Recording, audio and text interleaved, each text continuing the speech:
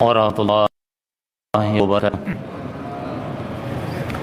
Alhamdulillah nahmaduhu wa nasta'inuhu wa nastaghfiruh wa na'udzu billahi min shururi anfusina wa min sayyiati a'malina. May yahdihillahu fala mudilla lahu wa may yudlilhu fala hadiya lahu. Wa asyhadu an la ilaha illallah wahdahu la syarika lah wa asyhadu anna Muhammadan abduhu wa rasuluh. Allahumma salli wa sallim ala nabiyyina Muhammadin wa ala alihi wa ashabihi wa man tabi'ahum bi ihsanin ila yaumiddin.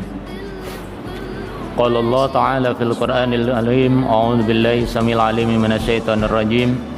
Ya ayyuhalladzina amanu taqullaha haqqa tuqatih wa la tamutunna illa wa antum muslimun. Ayol hadirun jamaah salat maghrib yang dirahmati Allah Subhanahu wa taala. Kita bersyukur kepada Allah atas nikmat dan rahmatnya yang telah diberikan kepada kita yang begitu banyak, yang nikmat-nikmat Allah itu tidak bisa kita hitung. Dan tentunya ketika kita memuji Allah Subhanahu wa taala dengan berapapun banyaknya pujian kita, bersyukur kita kepada Allah Subhanahu wa taala, pasti itu tidak akan pernah sebanding dengan banyaknya nikmat dan rahmatnya Allah yang diturunkan atau diberikan kepada kita. Nikmat kesehatan, nikmat kesempatan, ini juga nikmat yang patut harus banyak kita syukuri. Di sisi yang lain, jemaah yang dirahmati Allah Subhanahu wa taala, pada malam hari ini kita masih mengkaji kitab Shahih Targhib wa Tarhib, bab yang ke-17, yaitu At-Targhib fi kasratid du'a wa ma jaa'a fi fadlihi, yaitu tentang anjuran memperbanyak doa dan apa-apa yang termasuk keutamaan di dalam doa. Hadis-hadis yang lalu sudah kita baca, termasuk bagaimana Allah menghargai orang-orang yang dalam kapasitas hidupnya berbuat maksiat kemudian bertaubat kepada Allah Subhanahu wa taala, dan Allah membuka pintu seluas-luasnya untuk mengampuni hambanya. Dan Allah juga berjanji kepada hambanya, ketika hambanya berdoa, selama dia tidak berdoa yang jelek, maka Allah akan mengabulkan doanya. Kemudian kita jadikan landasan bahwasanya doa itu bagian terpenting, walaupun doa itu tidak menjadi kunci ibadah sebagaimana hadis yang telah kita sampaikan, tapi doa yang bagian dari ibadah ini senantiasa kita lakukan. Karena baginda Rasulullah SAW dalam setiap kesempatannya, dalam setiap kegiatan beliau, aktivitas beliau itu tidak lepas dari adanya doa, baik doa yang terkait dengan permintaan kebaikan atau isti'anah, atau juga terkait dengan isti'adah, permohonan agar dihindarkan dari sebuah bahaya atau malapetaka. Nah, sekarang kita akan bahas beberapa hadis bahwa kita sudah berdoa, mungkin kita sudah lama berdoa, tapi ada beberapa koridor, ya, ada beberapa tahapan sekaligus penyebab kenapa mungkin doa kita belum diijabahi oleh Allah Subhanahu wa taala, padahal Allah itu menjanjikan kepada kita akan mengabulkan doa kita. Nah, jemaah yang dirahmati Allah Subhanahu wa taala, ketika kita membaca adab di dalam berdoa, tentunya di sana ada beberapa poin yang diantaranya adalah memudahkan terkabulnya doa maupun dari ayat-ayat Allah. Allah menjanjikan kepada kita, ud'uni astajib lakum. Di hadis-hadis yang lain bahwasanya Rasul Shallallahu Alaihi Wasallam menyampaikan kepada kita, doa seorang hamba itu pasti akan dikabulkan oleh Allah dengan syarat, beberapa syarat yang nanti menjadi poin dalam kajian kita. Nah, juga terkabul doa kita karena terkait waktu. Jadi waktu-waktu yang mustajabah yang banyak disebutkan di dalam hadis, juga ayat-ayat Allah Subhanahu wa taala. Misalkan doa yang terkait waktu, doa ba'da salat fardu, doa ketika orang itu berada dalam kondisi terpaksa, dalam kondisi darurat, doa di antara waktu sahur sampai dengan subuh, ini terkait dengan waktu. Atau tempat-tempat yang mustajabah, ya, di Mekah, di Madinah ada doa-doa yang secara tempat itu adalah mustajabah.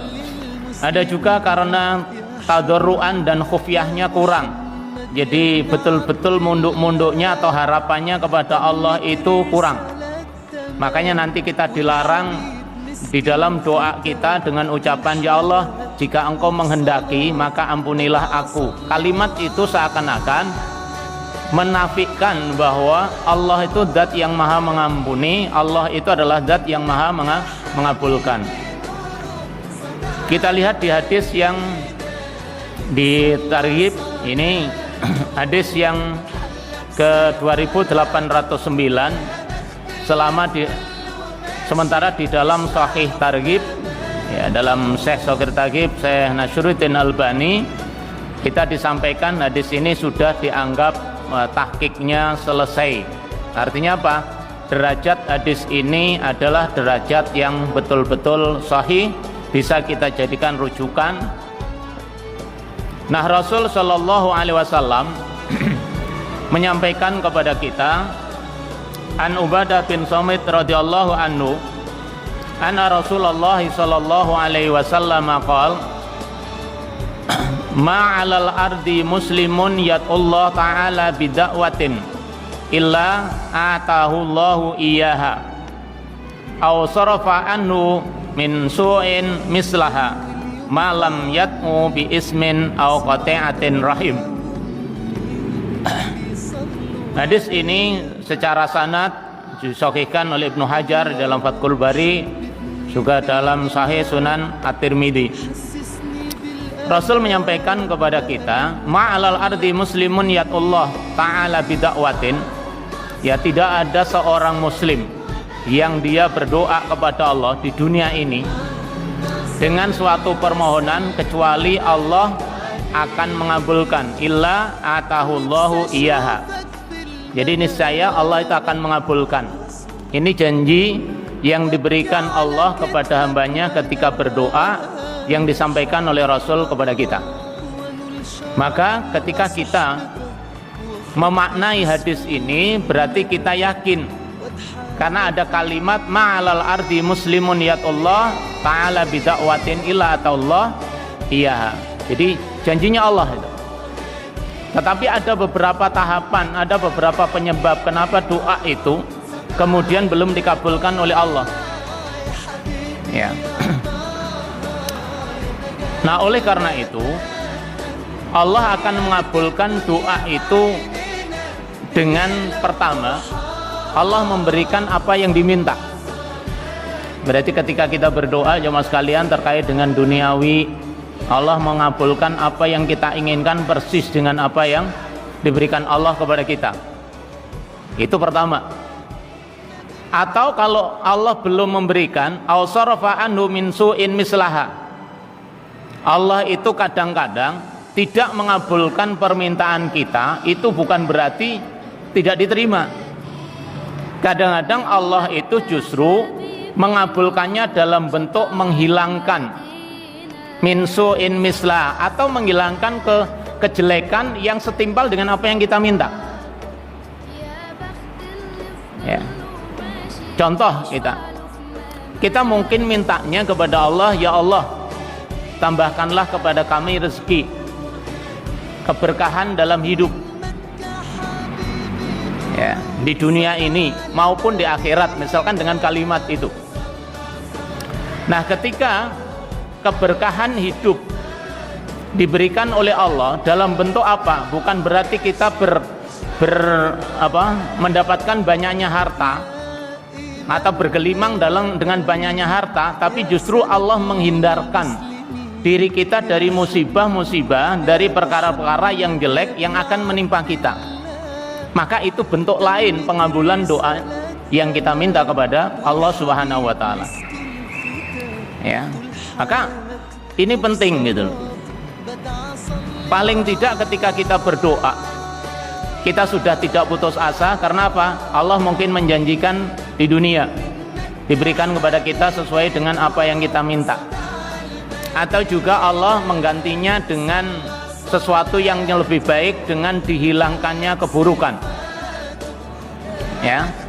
Atau juga Allah akan menggantikan apa yang kita minta di dunia itu dengan balasan di akhirat. Nah, 3 bentuk pengabulan doa yang diberikan Allah kepada kita ini yang harus kita yakini kalau doa kita sudah benar, waktu yang kita berdoa mustajabah, tempat yang kita juga berdoa juga tempat-tempat yang mustajabah. Ketika itu kita lihat Allah memberikan yang sesuai kita minta di dunia atau tidak. Kalau Allah tidak memberikan, tahap yang kedua, mungkin Allah menghindarkan kita dari keburukan, dari musibah yang lebih berbahaya. Atau yang ketiga, kita yakin Allah akan memberikan kita lebih banyak apa yang kita minta itu ketika kehidupan di akhirat, dan itu akan lebih banyak. Jemaah sekalian dirahmati oleh Allah SWT, perbandingan dunia dan akhirat kemarin sudah kita sampaikan.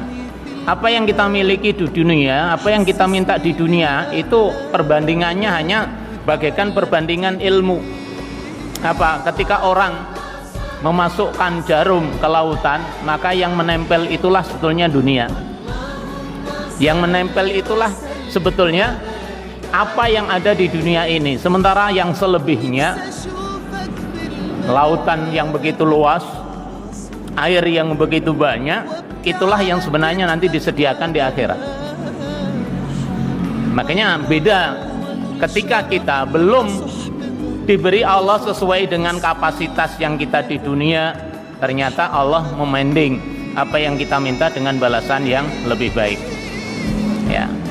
Nah, doa-doa akan dikabulkan oleh Allah dengan kondisi seperti itu. Malam yat'u bil ismin. Tapi hati-hati selama doanya tidak terkait dengan al-ismu. Jadi terkait perbuatan dosa.